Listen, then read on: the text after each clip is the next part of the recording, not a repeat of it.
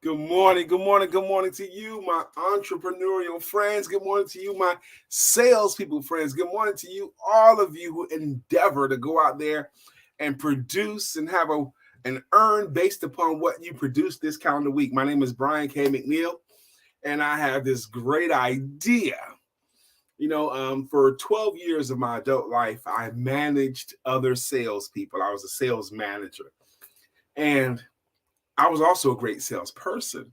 And one of the things that was said to me and I came to believe was I'm an awesome salesperson, but I'm an even better sales manager of men and women, getting them motivated to sell. I held a sales meeting Monday through Friday from 9 a.m. until 10 a.m. every week.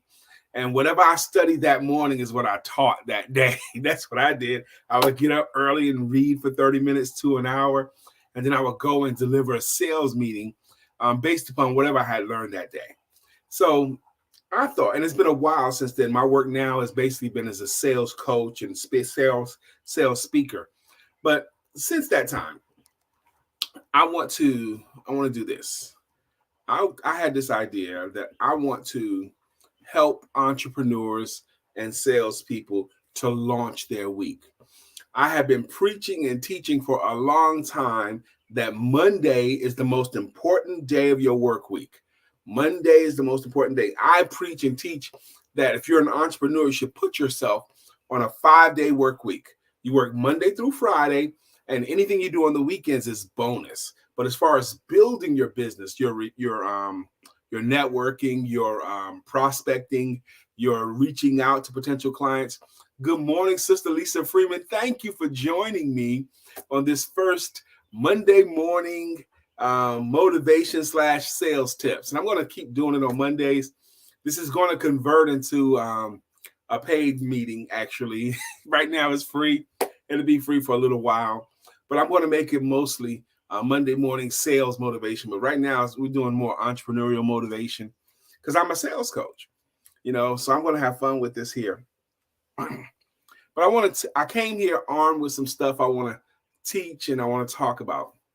One of the things I want to talk about is something that happened just last night.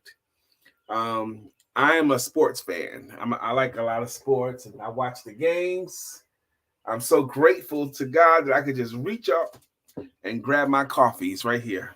And this, my first coffee of the day. First smell of coffee and my first sip of coffee a day. Pure joy. I'm a coffee lover, if you didn't know that. By the way, if you're an entrepreneur or a salesperson and you don't drink coffee, you're not going to be able to sell as well. You got to drink coffee, man. Yes, you do. Yes, you do. So I want to tell you a story what happened just last night. Now, I'm a sports guy, and I love watching football. I love watching basketball, particularly playoff football and playoff basketball. And right now, the Boston Celtics and the Philadelphia 76ers are matched up in the best 4 out of 7. And Boston was up 2-1 going into last night's games, the best 4 out of 7 series. Philadelphia has a guard on their team named James Harden. James Harden is a former league MVP. He's a scoring champion, all that stuff. In the first game of the series, he had a great game. Scored 45 points, had a great game. And games 2 and 3 was the worst shooting games of his whole career. He couldn't make any baskets. He was terrible. And then last night, that's right, on the way to grab a cup immediately. Sister Lisa, what you're demonstrating is how coachable you are. Yes, you are coachable. There's 3 factors that determine your success in business. It's talent, willingness, and coaching. Talent, willingness, and coaching. Most of us have the basic talent necessary to be successful in pretty much anything we set out to do. Most of us have the talent to do it. And if you're in a position where you have access to or can get great coaching or great mentorship, you need both. You need coaching and mentorship to make it work. But if you are getting great coaching and you are getting great mentorship and you have the basic talent, and again, most people have the talent to do whatever it is they're setting out to do, then the only other variable is the willingness. It's talent, willingness, and coaching. The willingness to do the work necessary. Are you willing to do what your coach told you to do? Like the old adage, if at first you don't succeed, do what your coach told you to do in the first place. Yes, that's how that goes. If you don't succeed at first, do what your coach said to do. That's right. So, James Harden had 2 bad games in a row. And his coach had the idea that before the game, he sent James Harden a text message. And on the text message, he had sent him a song. And the song was called You Know My Name by Tasha Cobb. You Know My Name. It's a gospel song. And James Harden saw the text. He realized the song that his coach had sent him was 7 minutes long. Normally, he wouldn't bother listening to a 7-minute song. He wanted to play what he wanted to play on the way to the game. But the coach sent it to him, and he was on the way to the game. He had his boys in the car. He said, let's listen to the song, 7 minutes. Let's listen to the whole thing. And it's a beautiful gospel song. And the premise of the song is that God knows who you are, and he's going to take care of you, and he's with you. He walks with you and talks with you, and he's going to guide you in all your battles. He's going to battle with you, and he's going to help you lead you to victory. All that's in that song, okay? And James Harden took it, and he said so. You know my name. You know, he felt like the coach was reminding him of who he really is. You know, you realize you're James Harden. James Harden don't play like that. James Harden plays like James Harden plays. You know your name. He knows your name too. You know, you're Lisa Freeman. You're Lisa freaking Freeman, man. You're Brian K. McNeill, man. You know, Lisa, she's a beautiful, beautiful woman. She's a family woman, husband and children, and raising beautiful people. She's always been a worker that I know of. Beautiful, beautiful person, beautiful soul. You're Lisa freaking Freeman, man. You are Mr. Evan Jefferson. You know, because sometimes in life we have ups and downs. And sometimes we stay down longer than we expect to. And sometimes that staying down is partially our own fault. And what we need sometimes is the reminder. Do you realize who you are? You are Evan freaking Jefferson. Evan freaking Jefferson don't do that. Evan freaking Jefferson do what Evan freaking Jefferson do. That's the thing.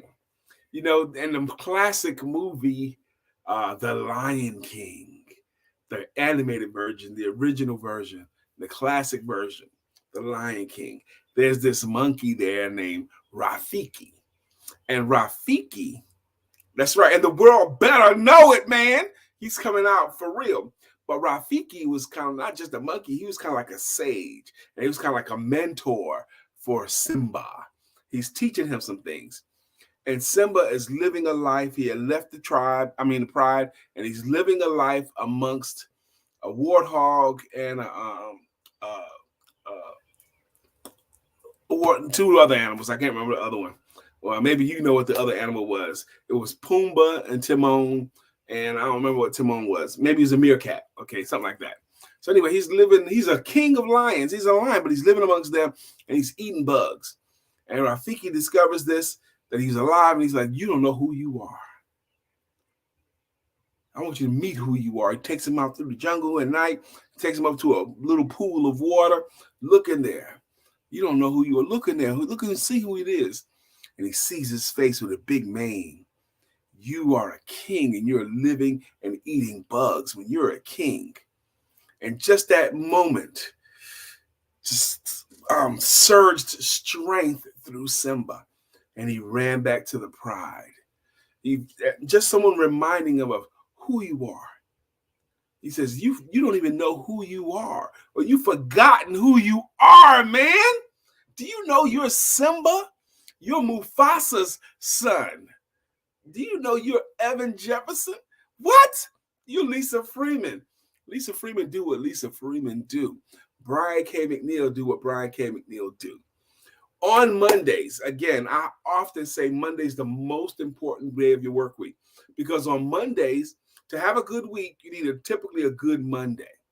I posted a post last night about a great week as an entrepreneur begins on Sunday night. And I posted some tips that you need to have that you should do on a Sunday. One is make sure your work area is neat. If you haven't neatened up your work area, do that today. Do that now. Neaten up your work area. Make sure that it's nice and neat and organized. That's one thing. The second thing you should do on Mondays is set a monetary goal and say it out loud, even if you live alone. Okay? Say your monetary goal out loud. For example, if your monetary goal is $5,000 this week, you have to say it out loud, and you should say it out loud in the mirror with feeling. Say it out loud in the mirror with feeling. If you're in a relationship where you can say that in front of your mate, and they won't shoot holes in it, and they won't poke at it, and they won't embarrass you because of it, say it out loud to that person. This calendar week, that means between Monday and Friday, I'm going to bring in $5,000 or more. Or if it's $1,500 or more, or $1,000 or more, or $500 or more, whatever it is. Because as an entrepreneur, we get to earn our dollars. We get to go for whatever money we want. If you decide you want more money, the board just met. And the money becomes effective as soon as you do. That's why you have to keep yourself constantly learning. You have to constantly keep learning, because the more learning you do, the more effective you can become, and the more money you have the right to receive. You have to earn all of your dollars. None of the money. Life is not a gift shop. It's not. You have to earn your dollars. And personally, I like that. Even when my money is funny, I like knowing I can produce money. Holla if you hear me, right, Evan? Because I know Evan believes that to be true too. Even people who think they're broke, I don't have no money. You tell Evan Jefferson that you broke. You tell Evan Jefferson that you don't have no money, and he'll say, okay, what do you have? Even if you think, I don't have nothing. Yes, you do. Look at this talk. Yes, you do have something. You have something to offer the world. Are you nice to people? Do you have any particular skills? Do you have anything to sell? Did you write any books or articles? Do you have anything to offer? Can you do a workshop? Can you help a client? Can you speak a talk? Can you do anything? There's a lot of different things you already have. Well, I ain't never started a business. I've been a stay-at-home mom forever. Well, then you've learned how to manage a household. And there are people coming behind you that need to know that too. You can mentor young moms. You can teach young moms how to do it because you've learned some stuff along the way. To quote the great Mudbone character from Richard Pryor, you don't get to be old by being a fool. You have to get to be old. You have to learn some stuff. I'm older than you think. Look at all this cotton in my face. I'm 55.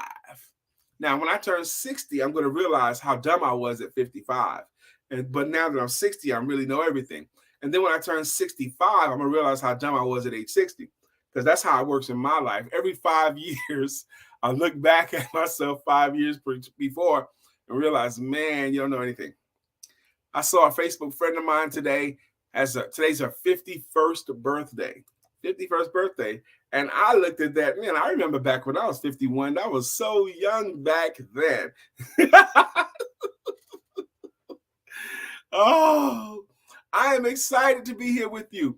Next week, I'm going to do more sales talking, because that's my area of expertise. Selling you and selling your services. Brother Evan Jefferson tagged me in a post this morning. If someone gave you 90 seconds, can you tell what you do or something like that? And I know I could do that. I could do it in less than 30 seconds.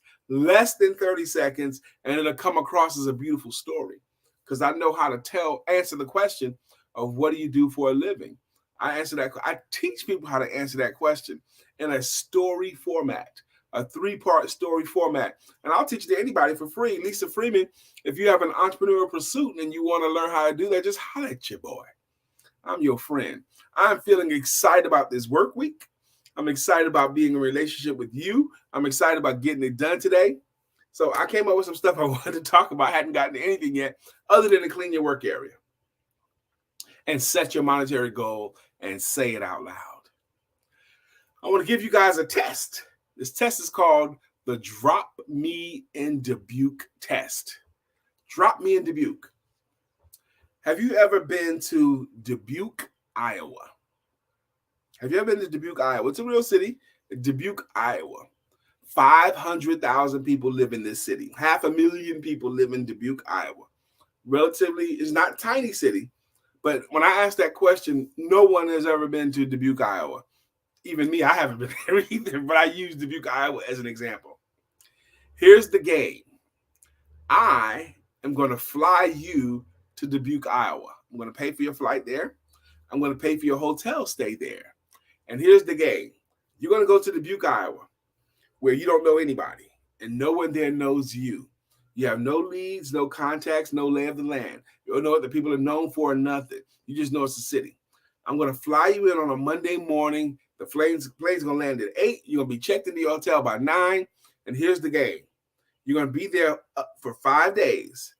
Can you make a sale? Can you sell at least one of what you offer in a strange land within 5 days? We have no leads, no contacts. Could you make at least one sale in a new land like that? Could you? If you know you could make one sale, put in the comments, say, yes, I could.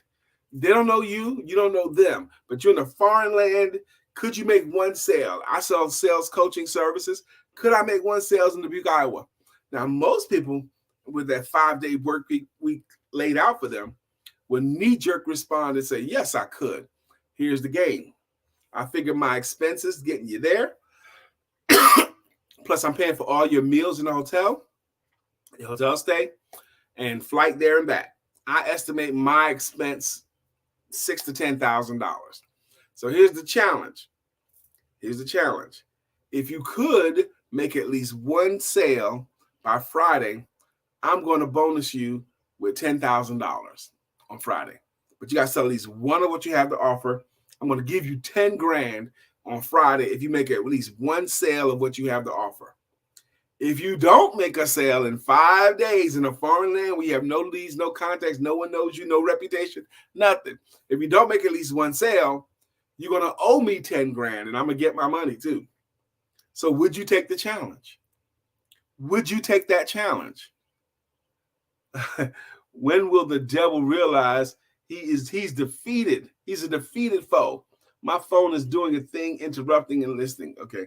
I've learned, sister girl, I got to put on some glasses. When will the devil realize he's a defeated foe? My phone is doing a thing, interrupting, listening. Yeah. He'll never realize that he's a defeated foe. The devil's job is to keep messing with you, trying to confuse you, erode your confidence. He'll never stop trying. And if you're fighting the devil by yourself, it's not a fair fight. He'll win. Okay. He's got too much experience over you. But if you're fighting the devil with help, with the help of God and with the help of positive input, that means you have to constantly keep reading and keep putting yourself in environments where you're receiving something positive. That's when you have a fair fight. And that's when you have the advantage. When you have God on your side and you have positive input and then you have the unfair advantage. Then you can win. But if you don't have those things, if you're not willing to learn, if you're not willing to study, it's an unfair fight. That's my thoughts on that. Monday morning motivation and sales tips. Number 1 tip we gave today was make sure your work area is good. Number 2 was to state out loud your monetary goal this week. Here's an interesting thing happens when you say out loud your monetary goal. I prefer you do it in the mirror and with feeling. This calendar week, I'm going to bring in at least $5,000 in the mirror with feeling. You can look at that old friend and you're saying it with some feeling. If you would do that, very often, here's the funny thing happens right after you said it. Right? Just saying it puts you like halfway there. Just you feel like you're halfway there.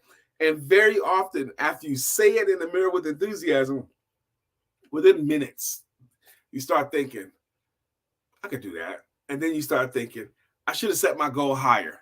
I should have set my number higher.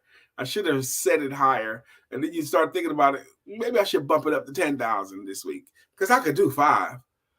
No, just hit it first. What you want to do is set a goal that your subconscious accepts that you hit. If your goal was $1,000 bringing in this week, and then you said it out loud and you said it in the mirror with enthusiasm, and then you hit that goal by Tuesday, then what happens is your subconscious mind registers that we achieve things that we set out to do. We accomplish goals that we set for ourselves. Let's do more of that. And how fun is that? How exciting is that? That your subconscious mind is going to reinforce you for doing what you say you're going to do. It's already 8:21. I can't believe how fast the time has gone by. I'm only going to do this on Mondays from 8 a.m. until 8:30 a.m. About 8:30. Sometimes I may end a little bit sooner when I feel like I'm finished saying what I got to say. But I have gained a lot of knowledge over the years. I've been helping people to sell better for 31 years now. I've written 4 books on the topic of sales. I've trained hundreds of men and women on how to do their thing. And I've made thousands of sales. Yes, I have.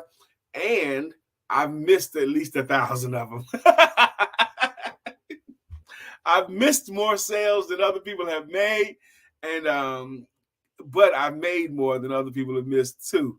I know that to be true because for years, that's all I've been doing was presenting and selling. I wrote the shortcut, the fastest route to selling your services. It looks like this here, the shortcut. And I wrote asking for the money, how anyone can close more sales, even you. It looks like this right here, asking for the money. And I also wrote the Not Just for Children's book, Why Rhinos Make Great Salespeople, featuring Mr. Randall the Rhino. And I've written a couple of workbooks as well. This past weekend, another praise report. I finished a book I've been working on for 3 years. And the book could have been done a long time ago, but I did like 60% of the work. And then I just kind of like let a day go by and I didn't work on it. And that day became a week, and that week became a month, and then it became a year, and then it became 2 years. I ended up putting it on the shelf, but this weekend I finished it. It's called 932, the 9 most important words in life, the 3 most important skills, and the 2 most important questions. 932. I even made the cover years ago, but I never really put it out there to the world, but now it's completely done. Okay, all out my publisher. By the way, having a good publisher makes a lot of difference. I have been so smart that I decided to sleep with my publisher. Yes, I did. I had sex with her regularly. I even had sex with my publisher this morning. My publisher's my wife, Elisa Santiago McNeill. Yes, I did just this morning. Okay, that's when she's already read that out loud. Yes, I did. So having a good publisher, and I recommend Lisa Santiago McNeill. You don't get to sleep with her, obviously. Only I get to do that. But having one in your corner is helpful to you. You know, put your stuff out there. Write it down. By the way, if you make your money with your thoughts, if you earn your living with your intellectual property, and you don't have a published book, get one. Because there are some doors that only your book will open for you. Some speaking opportunities, only having a book will open up for you. There are some platforms you can't even get to unless you've been published. There's a rule almost. You publish or you perish.